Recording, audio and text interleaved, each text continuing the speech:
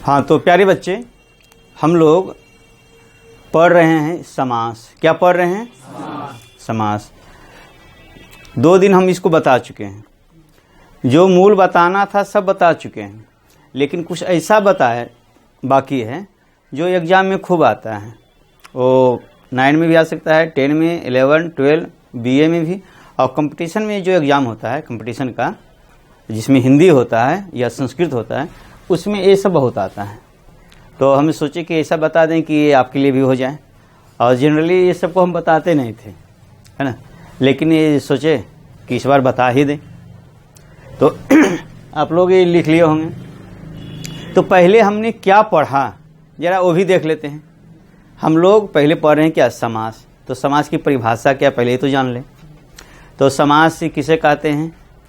एक पदी भावः समास, यानी एक पद का हो जाना ही समास कहलाता है। तो इसका डिफिनेशन हम बढ़िया से बोले थे कि जब 2 पद आपस में मिले तो बीच की विभक्ति क्या हो जाए? खत्म हो जाए, तो इसे क्या कहेंगे? समास। यानी जब 2 पद अपने बीच की विभक्ति को छोड़कर एक हो जाते हैं तो इसको क्या बोलते हैं? समास।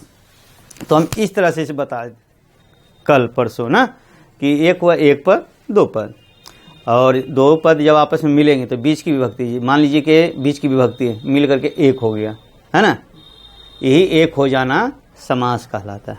क्या कहलाता है? समास में 2 पद होता है मुख्य रूप से। पहला पद को कहेंगे पूर्व पद, पहला पद को क्या बोलेंगे? और बाद वाले को क्या बोलेंगे? यानी समास में 2 पद है। पहले पद को पूर्व पद, दूसरे वाले को हाँ। और समास जब अलग रहता है ना, हटा हुआ रहता है, मूल रूप में रहता है, तो उसको कहते हैं समास विग्रह। पृथक रूप में जब रहता है, अलग रूप में रहता है, उसको क्या बोलते हैं? समास विग्रह, है ना। और जब ये मिल जाता है बीच की व्यक्ति को छोड़कर तो इसको कहते हैं समास। क्या बोलेंगे? समास। इतना क्या बोलेंगे? समास या समस्त पद, है ना। तो हम लोग बात किए थे कि मुख्य रूप से समास के 4 भेद हैं। कितने भेद हैं? 4 भेद। माना जाता है 6। माना जाता है कितना? 6। 4 2 6। तो सबसे पहले पढ़े थे क्या? अव्यय भाव। अव्यय भाव में हमने पढ़ा था पूर्व पद प्रधानः अव्यय भावः। जिस समास का पहला पद प्रधान हो उसे क्या कहते हैं? अव्यय भाव समास कहते हैं। जिसे उदाहरण दिया था दीनम दीनम इति प्रतिदिनम, है ना। पहला पद यानी पूर्व पद प्रधान हो, कौन समास होगा? अव्यय भाव। फिर इसके बाद हमने दूसरा देखा था तत्पुरुष समास। कौन समास देखे थे? तत्पुरुष समास का परिभाषा था उत्तर पद प्रधानः तत्पुरुषः। क्या था जी? उत्तर पद प्रधानः तत्पुरुषः। हाँ, उत्तर पद प्रधानः तत्पुरुषः, यानी जिस समास में बाद वाला पद, उत्तर का मतलब होता है बाद वाला, बाद वाला पद प्रधान हो उसे कहेंगे तत्पुरुष समास। अगर गौर से देखेंगे ना तो तत्पुरुष समास के 6 भेद हैं, लेकिन उतना से एग्जाम में नहीं आता है और जोरी नहीं लगता है, तो उस पर ज़्यादा बात नहीं करते हैं। तो 6 भेद हैं। द्वितीय शुरू होते हैं, द्वितीय तत्पुरुष, तृतीय तत्पुरुष, चतुर्थी तत्पुरुष, पंचमी तत्पुरुष, षष्ठी तत्पुरुष और सप्तमी तत्पुरुष। तत्पुरुष समास का उदाहरण दिए थे क्या? दशरथ का पुत्र, दशरथस्य पुत्र, हैं। दशरथस्य बीच की विभक्ति हटा दीजिए, क्या बन जाएगा? दशरथ पुत्र। तत्पुरुष समास बहुत फेमस समास है ना, बहुत प्रसिद्ध है, बहुत, उससे खूब क्वेश्चन आता है। तो ये तो हमने पढ़ा। उसके बाद हम लोगों ने तीसरा में क्या पढ़ा था? कर्मधारय समास। कर्मधारय समास। कर्मधारय का परिभाषा हम लोगों ने पढ़ा था समानाधिकरणः कर्मधारयः। कर्मधारय का क्या परिभाषा पढ़ा था? हाँ, समानाधिकरणः कर्मधारयः, यानी जिस समास में दोनों पद समान विभक्ति का हो। कटकुट कौन कर रहा है? जिस समास में दोनों पद समान विभक्ति का हो, यानी दोनों में प्रथमा हो, और दोनों मिल करके एक वस्तु का, है ना, बोध कराए, वो होता है क्या? कर्मधारय। जैसे बोले थे नील कमल, नीला कमल, है ना, नीला कमल, दोनों मिल के बना नील कमल। तो नील कमल से एक ही फूल का बोध होता है ना। कमल से नीला को हम हटा सकते हैं? नहीं। काला सांप हम बोले, है ना, कृष्ण सर्प, कृष्ण सर्प, काला सांप है। तो दो शब्द हैं, काला और सांप, लेकिन दोनों मिल करके एक ही का बोध करा रहा है कि नहीं? एक सांप का ही बोध करा रहा है। क्या सांप में से कालापन को हम हटा सकते हैं? नहीं। दोनों आपस में विशेषण विशेष्य होता है, विशेष विशेषण होता है, यानी संज्ञा और विशेषण होता है ना। ये वाला हमने पढ़ा था।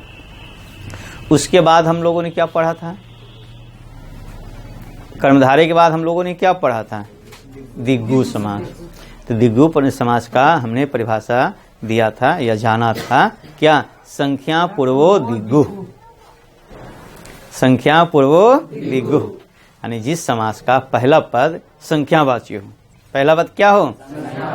जिसको गिन सके, 1 2 3 4 5 10 20 ना, उसको कहेंगे दिग्गु समास, है ना। उदाहरण में बोले थे, पंचाणाम बटाणाम समाहारः पंचवटी, 5 वाटिकाओं का या 5 बटों का समूह, है ना। तो 5 से संख्यावाची है या नहीं? चतुर्णाम भुजाणाम समाहारः चतुर्भुज या चतुर्भुजम ना, 4 भुजाओं का मेल, तो 4 संख्यावाची है या नहीं? त्रयाणाम भुजाणाम समाहारः 3 भुजाओं का मेल, त्रिभुजम ना, 3 संख्यावाची है। यानी जिस समास का पहला पद संख्यावाची हो उसको क्या बोलेंगे? दिग्गु समास। ठीक है। फिर उसके बाद हमने पढ़ा था क्या? बहुव्रीहि समास ना। बहुव्रीहि समास पढ़े थे। बहुव्रीहि समास में हमने जाना था कि जिस समास में ना तो पहला पद प्रधान हो ना दूसरा कोई अन्य पद हो, उसको बहुव्रीहि कहते हैं। उसका डेफिनेशन था अन्य पद प्रधान हो बहुव्रीहि ना। हाँ, जैसे दिया था उदाहरण, लंबम उदरम यस्य सः, लंबा है उदर जिसका वह।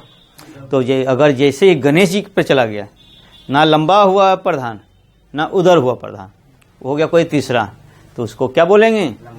लंबोदर जो हुआ गणेश जी का सेंस हुआ तो हो गया बहुव्रीहि का ना। इसके बाद हम लोगों ने क्या पढ़ा था? द्वंद्व समास। क्या पढ़ा था? हाँ, द्वंद्व समास। द्वंद्व समास 4 थे, द्वंद्व एक सूत्र हुआ। इस द्वंद्व समास में चा होता है और, चा का अर्थ होता है और एक सूत्र और था, उभय पद प्रधानो द्वंद्व। जिस समास में दोनों पद, जिस समास में क्या रहे? दोनों पद प्रधान रहे, है ना, उसको कहते हैं द्वंद्व समास। हाँ, जैसे रामश्च लक्ष्मणश्च, तो 2 मिला द्विवचन हो जाएगा, राम लक्ष्मणो, है ना। ये सब तो कर दिया था। अब ये तो कल की बातें थी, यानी इसके पहले की। शुरू तो अब कर रहे हैं, अगर सच पूछे तो शुरू अब कर रहे हैं। ये तो पहला वाला बात था, यानी पूर्वाभ्यास था, ताकि बच्चे को यहाँ तक आ सकें। अब जरा ये सब देखिए, जनरली क्या होता है कि इसको नहीं पढ़ाते हैं, लेकिन एग्जाम में खूब आता है और इसी में लड़का फंसता है। तो क्यों ना आज हम इसको भी समझ ले बढ़िया से। क्या आप समझने के लिए तैयार हैं? तो पहला है नए समास। क्या है? नए समास। नए का अर्थ ही होता है नहीं। पहले नए समास का अर्थ समझिए। नए का अर्थ ही होता है क्या? नहीं। जिस समास से नहीं का बोध हो, जिस समास से किसका बोध हो? नहीं का बोध हो, उसे नए समास कहते हैं। ठीक है। दूसरे शब्दों में देखें, नए अव्यय, अव्यय वो होता है जिसका परिवर्तन नहीं हो, उसको अव्यय बोलते हैं। तो वो नए कह रहा है कि नए समास, नए अव्यय जब नहीं के अर्थ में, अरे लड़का तुमको मारेंगे मुंह में, चुप, इसको काटना पड़ेगा वहां तक। हाँ, बोल रहे थे कि दूसरे शब्दों में नए अव्यय जब नहीं के अर्थ में सुबंत पद के साथ मिले तो उसे नए समास कहते हैं। तो नए अव्यय पहले समझिए, है ना। अव्यय वो होता है जिसका किसी भी लिंग में, किसी भी विभक्ति में, किसी भी कारक में, है ना, किसी भी वचन में जिसका रूप चेंज न हो, जो जस का तस रहे, उसको कहते हैं अव्यय। और नए अव्यय जिससे नहीं का बोध हो, है ना, और वो सुबंत में मिले तो सुबंत क्या होता है, जरा ये समझने की कोशिश कीजिए। तो आप क्या होता है, कि आप शब्द रूप पढ़ते होंगे, बालका बालको बालका बालकम बालको बालकान बालकेन बालकाभ्याम बालके करते हैं। तो वास्तव में उसमें लगा है सु और जस, अम और सस, टा भ्याम भ्यस, इस तरह से लगता है, लेकिन उस तरह का चलन नहीं है, तो उस तरह से हम नहीं बताते हैं। सीधे कहते हैं बाबू आप इसको याद कर लीजिए।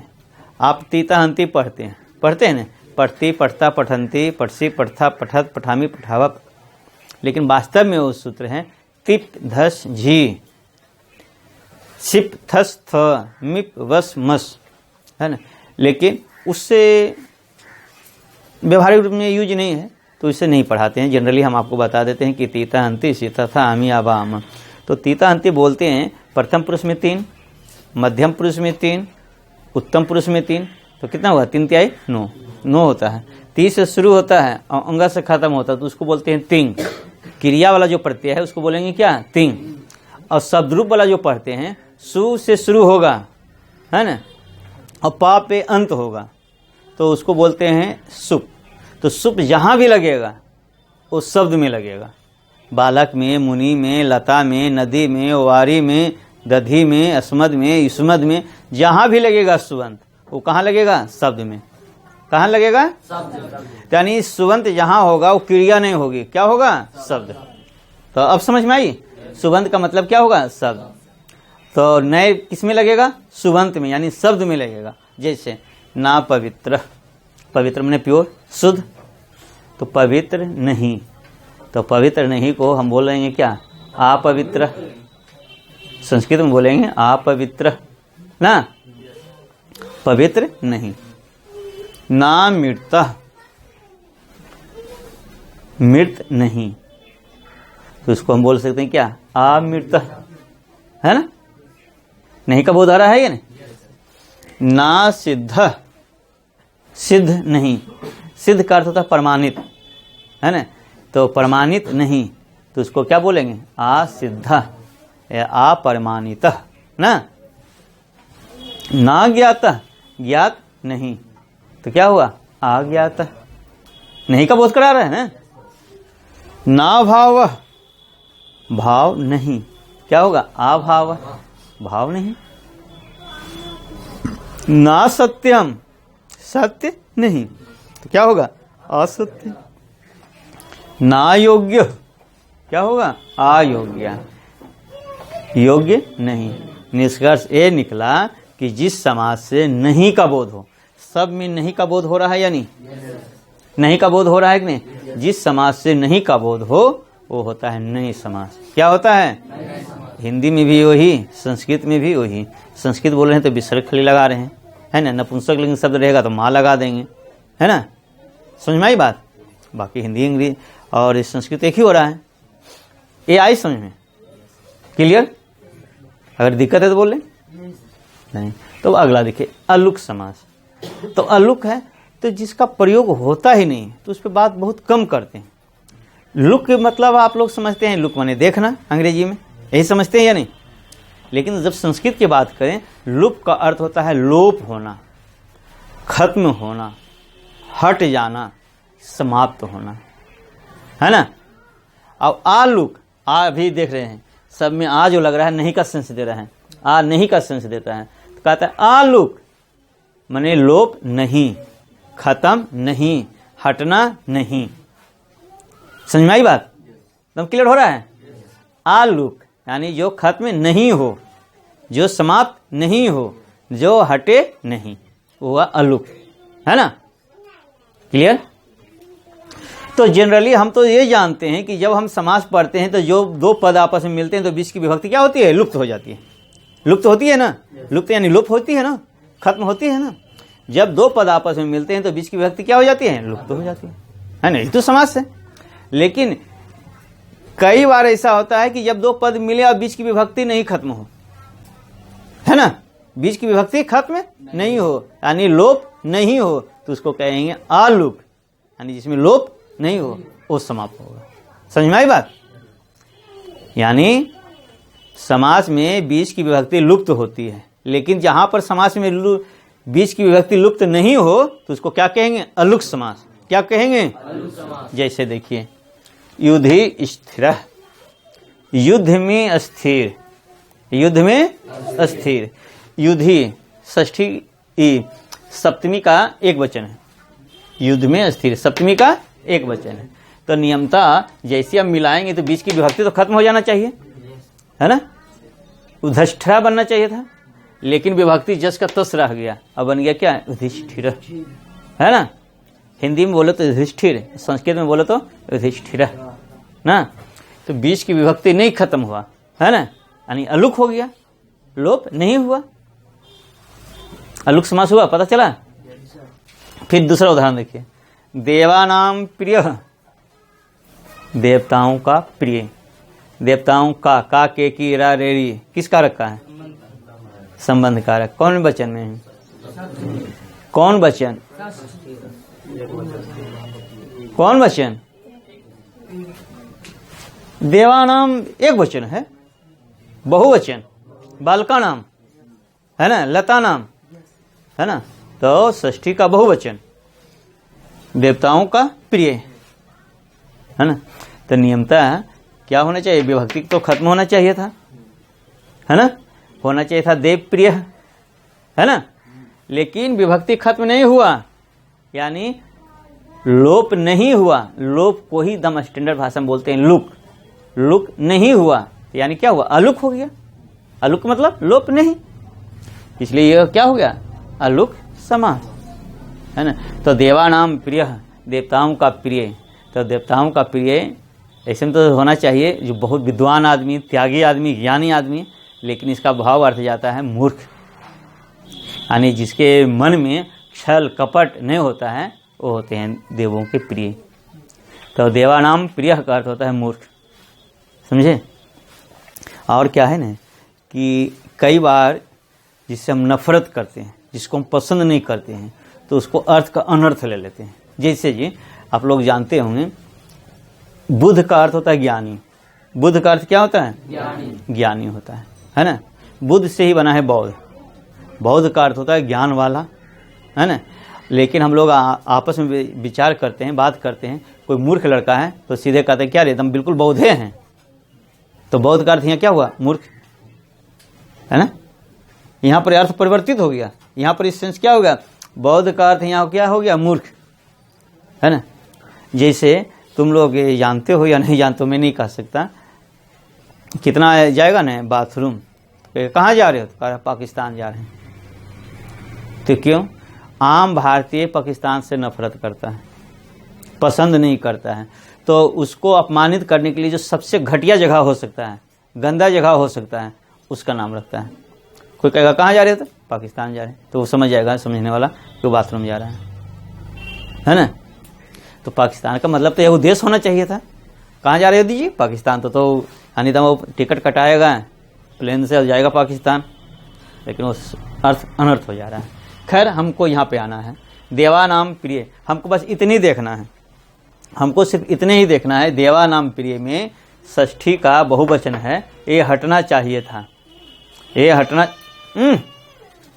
चलो वहां बाहर, यहाँ पर बता रहे ना, यहाँ से हटो, तो इसको भी कटिंग करना होगा। ए लड़का तुम हटा यहाँ से, तुम भी इधर नहीं आना। हाँ, तो मैं बात कर रहा था देवानाम प्रिय, देवानाम प्रिय, यहाँ पर षष्ठी का बहुवचन है ना जी। हाँ, तो ये षष्ठी का बहुवचन विभक्ति हटना चाहिए था, हटा नहीं, वही रह गया, देवानाम प्रिय यही रह गया। अब क्या अर्थ होता है क्या नहीं होता है हमको इसमें जाना जरूरी नहीं था, वहाँ जाना जरूरी नहीं था, वो तो अलग से पढ़े, यानी इसमें विभक्ति नहीं हटी तो यह हुआ अलुक समास। क्लियर है। अंत्यवासी अगला उदाहरण है, अंत्य, अंत मन होता है अंतिम, लास्ट, लेकिन यहाँ अंत्य का सेंस होगा महल के भीतर में, अंतःपुर महल के भीतर के कहते हैं, तो अंत्य महल के अंदर में, आवासी माने रहने वाले, है ना। तो यहाँ तो अंत्य सप्तमी का एक वचन है, बालक का बालके होता है, तो अंत्य का क्या होना चाहिए, ये सप्तमी का एक वचन है, आवासी में रहने वाला। तो जब ये दो पद आपस में मिल रहा है तो बीच की विभक्ति तो खत्म होनी चाहिए, होनी चाहिए या नहीं।